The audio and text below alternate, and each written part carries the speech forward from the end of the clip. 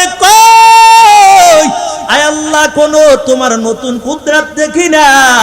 আল্লাহ তাআলা বলেন ও সুলাইমান পয়গম্বর আপনি সাগরের মধ্যে একটু ডুব দেন। যখন সাগরের পানির মধ্যে ডুব দিল নজর করে দেখতে পায় এই সাগরের মাঝখানে মধ্যখানে একটা সুন্দর ঘর দেখা যায়।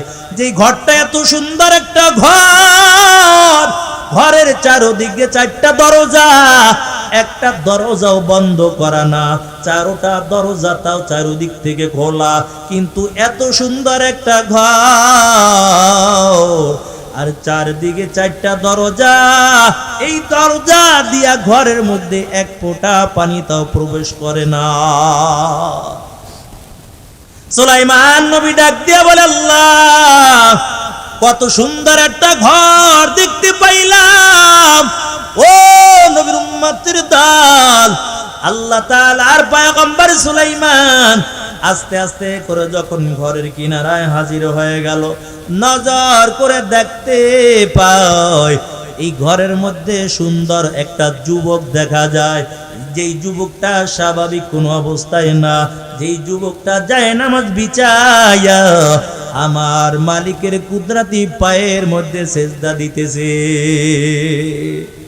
সুলাইমান পয়গম্বর বড় অবাক, ডাক দিয়া বলে আল্লাহ এই সাগরের মধ্যে পানির মধ্যে একটা ঘর দেখলাম, ঘরের মধ্যে একটা যুবকও দেখতে পাইলাম। আয় আল্লাহ তোমার কি কুদরত, যেই ঘরের দরজাগুলো খোলা কিন্তু এক ফোঁটা পানিও তাও আসে না। সুলাইমান নবী যুবককে ডাক দিয়া বলে রে যুবক এই জায়গার মধ্যে তুমি কত বছর ইবাদত করতেছো বলো। ওই যুবক ডাক দিয়া বলে একদিন আর 2 দিন না, এই জায়গার মধ্যে আমি 500 বছর পর্যন্ত ইবাদত করতেছি। সুলাইমান নবী ডাক দিয়া বলে কিসের আমলের কারণে এই জায়গার মধ্যে নীরবে ইবাদত করো? যুবক ডাক দিয়া বলে পয়গম্বর সুলাইমান আমি আমার মায়ের খেদমত করলাম, আমি আগে কিছু খাইতাম না, আগে মায়ের মুখের মধ্যে দিতাম, আমি মায়ের দিলের মধ্যে কোনোদিন কষ্ট দেই নাই।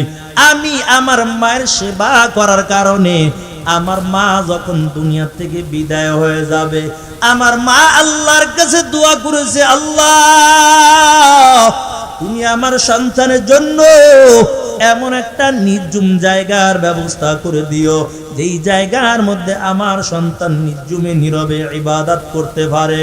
এই মায়ের দোয়া আল্লাহ কবুল করিয়া আমাকে আল্লাহ তাআলা এই নেয়ামত পানির মধ্যে দান করেছে। সুলাইমান নবী ডাক দিয়ে বলে রে যুবক কেমন করে খাবার খাও বলো। যুবক ডাক দিয়া বলে ও পয়গম্বর সুলাইমান আমার খানার কোনো চিন্তা করা লাগবে না, আমি খানার কোনো চিন্তা করি না, তবে আমার পেটে যখন ক্ষুধা হয় একটা মাছ আইসা আমার সামনে আল্লাহ তাআলার দেওয়া কত সুন্দর সুন্দর খাবার আইনা আমার সামনে হাজির করা হয়, ওই মাছের মুখের থেকে খাবারগুলো নিয়া তারপরে আমি খেয়ে আমার জীবনটা আমি বাঁচাই। এরে যুবক আল্লাহর গোলাম, ও খুলনার মুসলমান আল্লাহর গোলাম, একটা মাছের দ্বারা যদি আল্লাহ পানির তলে একজন যুবককে খাওয়াইতে পারে, তোমার আমার রিজিক কি আল্লাহ করতে পারবে না? মুসা নবী যখন রূহটা কবজ করে নিতে আসছে, মুসা নবী বলে আমার উম্মতের চিন্তা কে করবে? আজরাইল বলো। আজরাইল যখন জানতে পাইল আল্লাহর কাছে বলে আল্লাহ তোমার পয়গম্বর মুসা জানতে চেয়েছে যদি তার জানটা কবজ করা হয় তার উম্মতের চিন্তা কে করবে, রিজিকের ফয়সালা কে করবে? আল্লাহ বলে পয়গম্বর মুসা আপনি একটু সামনে চলে। মুসা নবী সামনের দিকে চলতেছে, হঠাৎ করে দেখতে পায় বড় একটা পাথর দেখা যায়। আল্লাহ বলেন ও পয়গম্বর আপনি সামনে কি কুদরত দেখতেছেন বলেন? বলে আল্লাহ বড় একটা পাথর দেখা যায়। আল্লাহ বলেন পয়গম্বর মুসা আপনার হাতের লাঠি দিয়া পাথরের মধ্যে আঘাত করে দেন। যখন লাঠি দিয়া পাথরের মধ্যে আঘাত করা হয়, পাথরটা দুই দিকে দুইটা ভাগ হয়ে গেল। এই পাথরের মধ্যে আরেকটা পাথর দেখতে পায়। আবার বলে আল্লাহ এই পাথরের মধ্যে আমি আরেকটা পাথর দেখতে পাইলাম। আল্লাহ বলেন আবার লাঠি দিয়ে পাথরের মধ্যে আঘাতটা করে দেন। ওই পাথরটা দুইটা ভাগ হয়ে গেল। ওই পাথরের মধ্যে আরেকটা পাথর দেখতে পায়। আল্লাহ বলেন এই পাথরের মধ্যে আবার আঘাত করে দেন। আবার যখন আঘাত করলো, তিনবার যখন আঘাত করা হয়, নজর করে দেখতে পায় এই পাথরের মধ্যে ছোট্ট একটা পোকা দেখা যায়।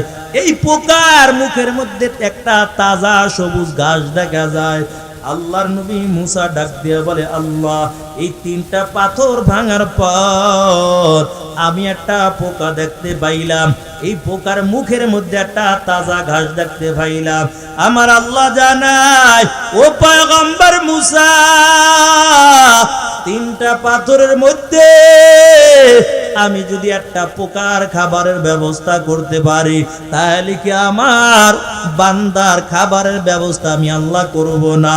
আমার বান্দার রিজিকের জিম্বা আমি আল্লাহর হাতে। বান্দার কোনো চিন্তা করা লাগবে না। বান্দাকে দুনিয়ার জমিনে পাঠানোর আগে আমি আল্লাহ তার রিজিকের ফয়সালা করেছি। এরে মুমিন মুসলমান আল্লাহর গোলাম, ওই রিজিকের জন্য আজকে আমরা বড় পাগল। ভাই কেমন পাগল? ভাই একজনে আর একজনের উপর জুলুম করা শুরু করে দেয়। মায়ার নবী সাহাবায়ে কেরামদেরকে নিয়ে বসা। আল্লাহর নবী ডাক দেয়া বলে ও সাহাবায়ে কেরাম শুনো, কিয়ামতের ময়দানে একদল মানুষ নিজের হাত নিজে কামড়াইতে থাকবে, নিজের গোশতগুলো নিজে চাবাইতে থাকবে আর আফসোস করতে থাকবে। মায়ার নবীর কথা শোনার পর সাহাবায়ে কেরাম বলে নবী আমার, ওই লোকগুলো কারা? তাড়াতাড়ি পরিচয় দেন। আল্লাহর নবী ডাক দিয়া বলে ও সাহাবায়ে কেরাম শুনো, এই লোকগুলো হলো তারা দুনিয়ার জমিন থেকে ভালো ভালো আমল করবে। আমল নিয়ে কিয়ামতের ময়দানে আমলের পাহাড় নিয়ে আল্লাহর সামনে দাঁড়িয়ে যাবে।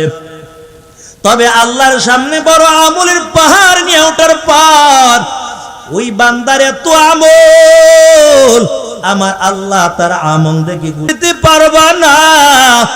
আল্লাহ বলবে কেন তুমি বাধা দাও?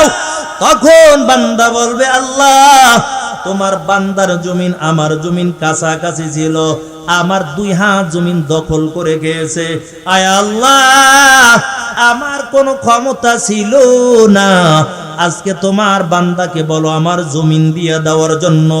আবার একদল বান্দা দাঁড়াইয়া বলবে মালিক ওই তোমার বান্দার আমল দিয়া জান্নাতে দিতে পারবা না। বলে কেন তুমি বাধা দাও? কয় আমার উপর জুলুম করে আমার মালগুলো নিয়েছে, আমার টাকা নিয়েছে, আজকে আমার টাকাগুলো দিতে বলো। আল্লাহ ডাক দিয়া বলবে রে বান্দা, এই তোমার বান্দার এই লোকের যে জমিন দখল করে খেয়েছো, এই বান্দার তুমি টাকা মেরে খেয়েছো, আজকে তুমি তাকে জমিন দিয়া দাও, আজকে তুমি টাকা দিয়া দাও। কিন্তু না না, কিয়ামতের ময়দানে বান্দা জমিন দিতে পারবে না, কিয়ামতের ময়দানে বান্দা টাকা দিতে পারবে না। বলবে আল্লাহ কোথায় টাকা পাবো, কোথায় আমি জমিন পাবো? আল্লাহ বলবে তোমার নেকগুলো বান্দাকে দিয়া দাও।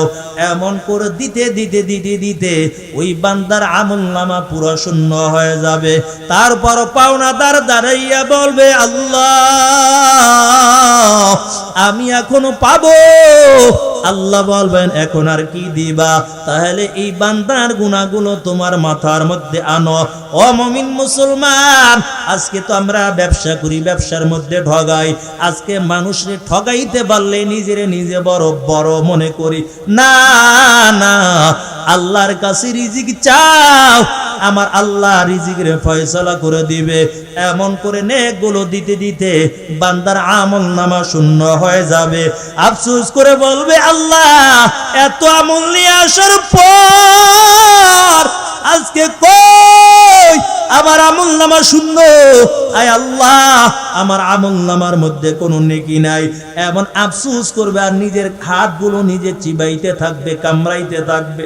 এরে মুমিন মুসলমান আল্লাহর গোলাম, কারো হক নষ্ট করে কবরে যাওয়ার চিন্তা করো না।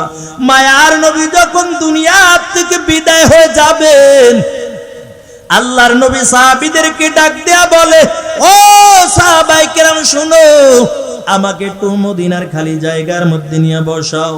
সাহাবায়ে কেরাম আস্তে আস্তে করে নবীকে মদিনার খালি জায়গার মধ্যে নিয়ে আসলো।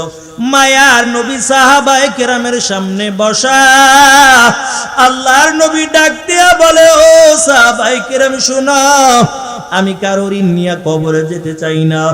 এরে মুমিন মুসলমান আল্লাহর গোলাম, পয়গম্বর সাহাবায়ে কেরামদেরকে ডাক দিয়া বলে, আমাকে একটু মদিনার খালি জায়গার মধ্যে নিয়ে যাও।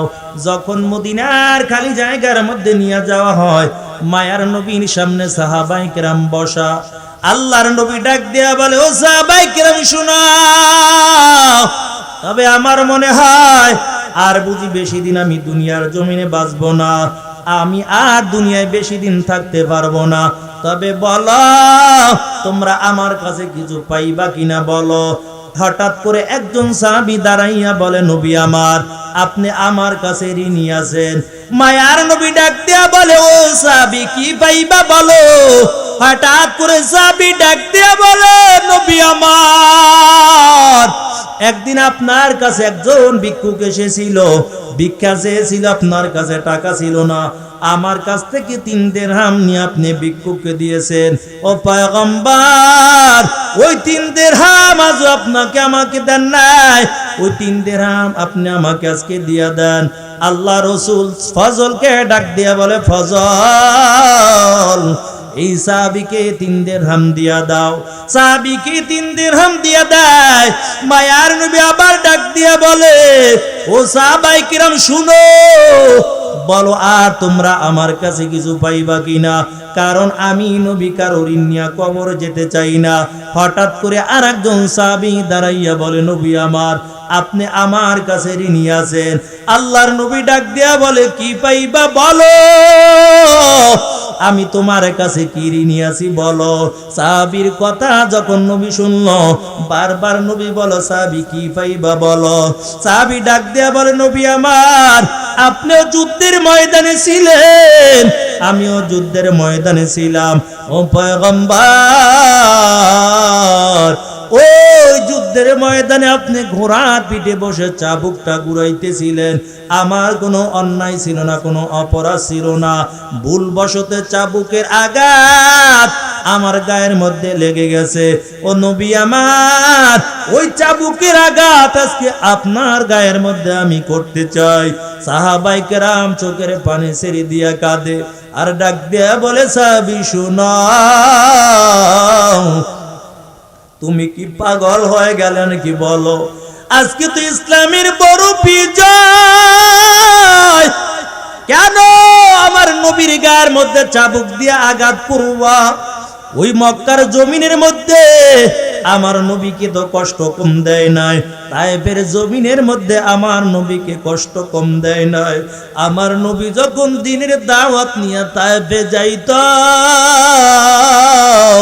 ওই তায়েফের ছোট্ট ছোট্ট বাচ্চাগুলো আমার নবীর গায়ের মধ্যে পাথর মারতো আর বলতো, দেখো পাগল যায়, পাগল যায়।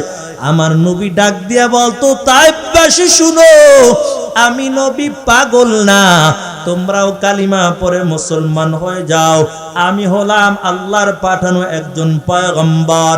সাহাবায়ে কেরাম বলে, কেমন করে আমার নবীর গায়ের মধ্যে আঘাতটা করবা।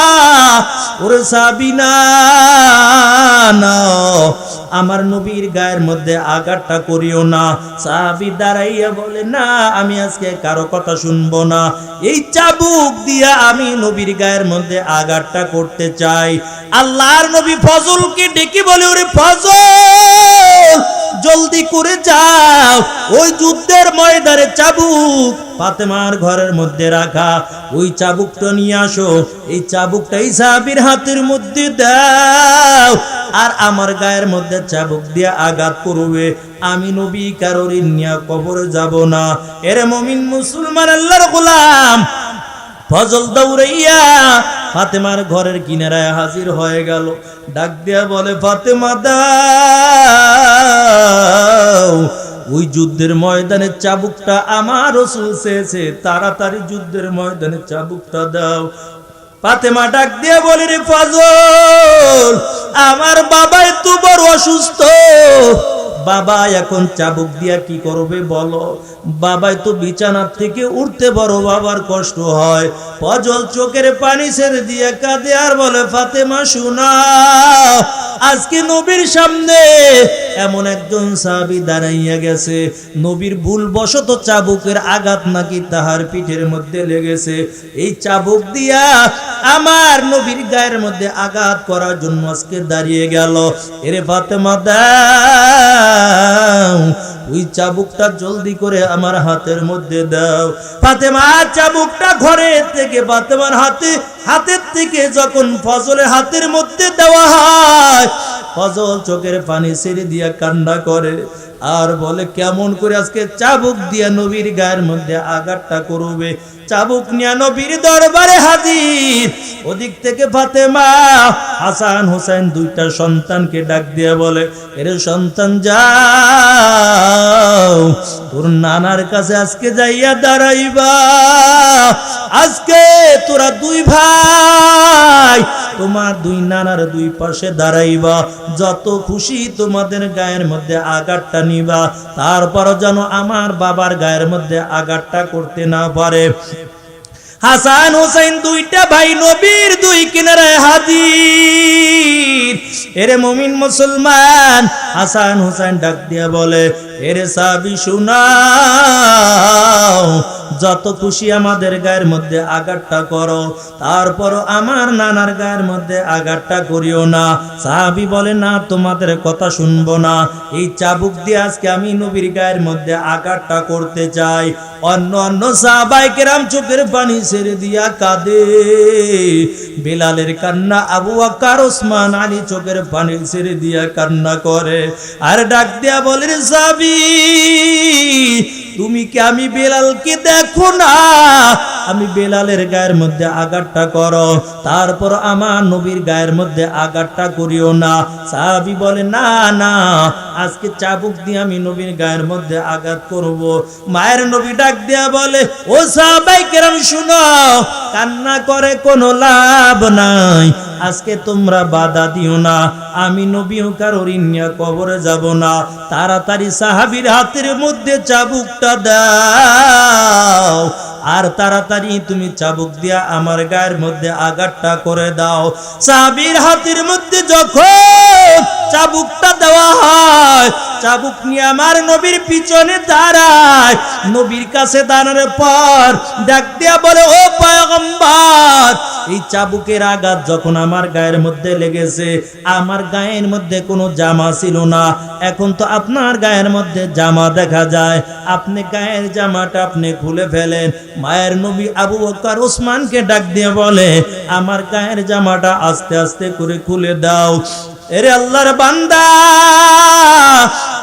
নবীর হাত দুইটাও সোজা করতে বড় কষ্ট হয়, আস্তে আস্তে করে নবীর গায়ের পোশাকটা খুলে দেওয়া হয়। ওই সাহাবী চাবুক নিয়ে আমার নবী পিছনে দাঁড়াইয়া গেল। নবীর পিছনে দুই বগলের দুই দিক থেকে হাতটা ঢুকাইয়া আমার নবীকে জড়াইয়া ধরিয়া নবুয়তে মোহরের মধ্যে একটা চুম্বন লাগাইয়া বলে, নবী আমার, এই চাবুক দিয়ে আপনার গায়ের মধ্যে আমি আঘাত করতে আসি নাই, ও পয়গম্বর, অনেক দিন ধরে অপেক্ষা করতেছি, কোন সময় আপনার নবুয়তে মোহরের সঙ্গে আমি একটা চুম্বন দিতে পারবো, কারণ আমার ঠোঁট দুইটা তো বড় নাপাক, আমার শরীরটাও তো বড় নাপাক। ও পয়গম্বর, এই ঠোঁট দুইটা আপনার নবুয়তে মোহরের সঙ্গে লাগাইলাম, এখন আমার দৃঢ় বিশ্বাস আর কোনো দিন জাহান্নামের আগুন এই শরীরের মধ্যে স্পর্শ করবে না। আশকারাম মিল্লাত মাযহাব জুদাস, আশকার মিল্লাত মযহাব খুদাস মিয়ানে আশিক মাশুক রামজিস কিরামান কাতিবিন রাহম খবর নিস। এরে মুমিন মুসলমান আল্লাহর গোলাম, তবে আল্লাহ যাকে হেদায়েত দেবে হেদায়েত পেয়ে যাবে। আল্লাহর কাছে তওবা করো রে যুবক, আল্লাহর কাছে চোখের পানি ছেড়ে দিয়া কান্না করো। কোন সময় জানি আজরাইল আইসা হাজির হয়ে যায়। আজরাইল হাজির হয়ে গেলে আর বাঁচার কোনো উপায় নাই। তবে অহংকারী কুরবানের যুবক, তাকাব্বুরি কুরবানা। আল্লাহ তাআলা কয়েকদিনের জন্য দুনিয়ার জমিনে পাঠাইলো। আল্লাহ ফেরাউনকে ক্ষমতার মালিক কম বানায় নাই, আল্লাহ নমরুদকে ক্ষমতার মালিক কম বানায় নাই। 25টা জাতির ঘটনা আল্লাহ তাআলা কোরআনের মধ্যে এনেছে। এরে মুমিন মুসলমান আল্লাহর গোলাম, ফেরাউন ক্ষমতা পাওয়ার পর বড় অহংকারী শুরু করে দিল। আল্লাহ তাআলা বলে ফেরাউন সাবধান, অহংকারী করবা না, গরিবের উপর জুলুম করবা না, তাকাব্বুরি করবা না, কারণ ক্ষমতার মালিক বানাইছে আমি আল্লাহ, আমি তোমাকে ক্ষমতার মালিক বানাইলাম। অহংকারী কুরবানির ফেরাউন সাবধান। বারবার আল্লাহ তাআলা সাবধান করে দেয়, কিন্তু ফেরাউন যত সুযোগ পায় তত জুলুম করা শুরু করে দেয়। এরে মুমিন মুসলমান আল্লাহর গোলাম, ওই ফেরাউনের সঙ্গে যুদ্ধ করার জন্য দুনিয়ার জমিনের মধ্যে আল্লাহ তাআলা মুসা নবীকে দুনিয়ায় পাঠাইয়া দিয়েছে। এরে মুমিন মুসলমান আল্লাহর গোলাম, আল্লাহ একদিন খারাপ স্বপ্ন দেখায়। ফেরাউনের মেজাজ বড় গরম। সকালবেলা তাড়াতাড়ি রাজদরবারে হাজির হয়ে গেল। রাজদরবারে হাজির হওয়ার পর রাজ্যের সব গণকদেরকে ডাকলো, তাড়াতাড়ি গণনা করে দেখো আমার ভবিষ্যৎবাণী কি আছে, একটু আমার ভবিষ্যৎবাণী একটু গণনা করো। ও মুমিন মুসলমান আল্লাহর গোলাম, যখন ভবিষ্যৎবাণী গণনা করা হয়, সকল গণকের ডাক দিয়া বলে, ও বাদশা মহারাজ, আপনার ভবিষ্যৎবাণী তেমন একটা ভালো দেখা যায় না। কয় কেন আমার ভবিষ্যৎবাণী ভালো দেখা যায় না? কয় এই দুনিয়ার জমিনের মধ্যে এমন একটা আল্লাহ তাআলার বান্দা পাঠাইলো, যেই বান্দা বড় হইয়া আপনার রাজত্ব সব তছনছ করে দিবে। ফেরাউনের মেজাজটা বড় গরম। সকাল বেলা পুরা মিশরের জমিনের মধ্যে সৈন্য বাহিনী পাঠাইয়া দিল। কয় দেখো কোন ঘরের মধ্যে নবজাত সন্তান পাও, তবে ছেলে সন্তান মেয়ে সন্তান না। যদি ছেলে সন্তান নবজাত পাও, কতল করে সাগরের মধ্যে ভাসাইবা। এমন করে করে করে করে একজন আর দুইজন না, ওই জবানার মধ্যে ফেরাউনের সৈন্যবাহিনী ৮০,০০০ ছোট ছোট মাসুম বাচ্চাকে কতল করে করে তারপর নদীর মধ্যে ভাসাইল। এরে মুমিন মুসলমান আল্লাহর গোলাম, ৮০,০০০ সন্তান মারার পর আল্লাহ আবার স্বপ্নে দেখায়, সাবধান, এখনো তোমার মুসিবত সামনে রয়ে গেছে। আবার ফেরাউন গণকের দলকে ডাকলো, দেখো আমার গণনা করে দেখো আমার শত্রু আছে না দুনিয়ার থেকে বিদায় হয়ে গেছে। আবার যখন গণনা করা হয়, গণকের দল ডাক দিয়া বলে, ও বাদশা মহারাজ, যাকে মারার জন্য ৮০,০০০ ছোট্ট ছোট্ট নাবালেগ সন্তানকে কতল করেছেন, ওই সন্তানকে এখনো মারতে পারেন নাই। ওই সন্তানকে আল্লাহ তাআলা এখনো দুনিয়ার জমিনের মধ্যে জীবিত রেখেছেন। ফেরাউনের মাথার উপর গরম হয়ে যায়। এরে মুমিন মুসলমান আল্লাহর গোলাম, আবার সকালবেলা ফেরাউন ডাক দিয়া বলে, ও শূন্য বাহিনী যাও, আবার মিশরের জমিনে যাও, দেখো কার ঘরে সন্তান আছে। সকালবেলা আবার হাঁটতে হাঁটতে মুসা নবীর বাড়ির দিকে চলে গেল। মুসা নবীর একটা বোন ছিল, নাম ছিল মরিয়ম। এই মরিয়ম সকালবেলা যখন বাড়ির সামনে চলে যায়, নজর করে দেখতে পায় ওই যে ফেরাউনের সৈন্য বাহিনী মুসা নবীর বাড়ির দিকে আসতেছে। মরিয়ম দৌড়াইয়া তাড়াতাড়ি ঘরে চলে যায়, মাকে ডাক দিয়ে বলি, মা আজকে বুঝি আমার ভাই ভাই মুসাকে বুঝি আজকে বাঁচানো সম্ভব না। বলে কেন মুসাকে বাঁচানো সম্ভব না? বলে ওই যে ফেরাউনের সৈন্য বাহিনী আমাদের বাড়ির দিকে আসতেছে, আজকে যদি আমার ভাই মুসাকে পায় কতল করে তারপর নীল নদীর মধ্যে বসাইয়া দিবে। মুসা নবীর মা একটা তাওয়া আগুনের উপর দিয়া রুটি বাজতেছিল। হঠাৎ করে মুসাকে বুকে জড়াইয়া একবার ডানে যায় আর একবার বামে যায়, একবার সামনে পিছনে দৌড়ায় আর কয় আল্লাহ কোথায় আমার মুসাকে এখন আমি লুকাইব? আয় আল্লাহ ওই যে ফিরআউনের সৈন্য বাহিনী আসতেছে, আমার সন্তান মুসাকে তো মেরে ফেলবে। আয় আল্লাহ কেমন করে আমার সন্তানকে আমি বাঁচাইব? এমন হঠাৎ করে কানের মধ্যে একটা আওয়াজ, ও মুসার মা তোমার চিন্তা করা লাগবে না, তুমি যেই চুলার মধ্যে তাওয়া দিয়া রুটি বাজতেছো, এই চুলার মধ্যে মুসাকে দিয়া তুমি আগের মতো রুটি বাজা শুরু করে দাও। কাদের কুদরত দারি বারকামাল আনতা রব্বি আনতা হাসবি জুল জালাল, তুহি কাদের জলিলুল্লাহ জাহাদার বহরহাল তুহি মেরা নেগাদার। সব ক্ষমতার মালিককে একটু জবানটা খুলে বলেন। এরে মুমিন মুসলমান আল্লাহর গোলাম, সব কিছু করনেওয়ালা একমাত্র আল্লাহ। তবে অহংকারী করবো না, জুলুম করবা না, অত্যাচার করবা না। এর একমাত্র কারণ আমার আল্লাহ হলো ন্যায্য বিচারকারী, একমাত্র আমার মালিক। দুনিয়া জমিনে যা মনে চায় তা করতে পারবা, কিন্তু কিয়ামতের ময়দানে একটা চুল পরিমাণ ডানে বামে সরতে পারবা না আল্লাহর অর্ডার ছাড়া। আলহামদুলিল্লাহি রাব্বিল আলামিন।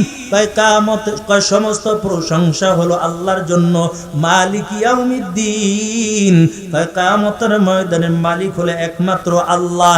এর মুমিন মুসলমান আল্লাহর গোলাম, দুনিয়ার জমিনের মধ্যে প্রশংসাও করা লাগবে আল্লাহর। হামদে বেহাদ মার খোদায়ে পাকের आके इमादाद मुश्ते खाकर आके दर्आ दमदमी दूरू हेरो दादा आज तूफान जतू रूहेरा। अरे मोमिन मुसलमान अल्लाहर गोलाम, মুসা নবীর মা চিন্তা করে যদি চুলার আগুনের মধ্যে আমার মুসাকে দেই, হয়তো মুসা জ্বলে পড়ে সারকার হয়ে যাবে। কি করব? কোথায় মুসাকে লুকাইব? আর তো কোনো যাওয়ার জায়গা নাই। চোখের পানি ছেড়ে আল্লাহর কাছে কান্না করে আর বলে, আল্লাহ তুমি আমার মুসাকে একটু তুমি বাঁচাও, কেননা মা জানে সন্তানের জন্য কত মায়া। এরে যুবক, তুমি যদিও আজকে মা বাবার কদর বুঝো না, আজকে মা বাবাকে সম্মান করো না, মা জানে একটা সন্তানের জন্য কত মায়া।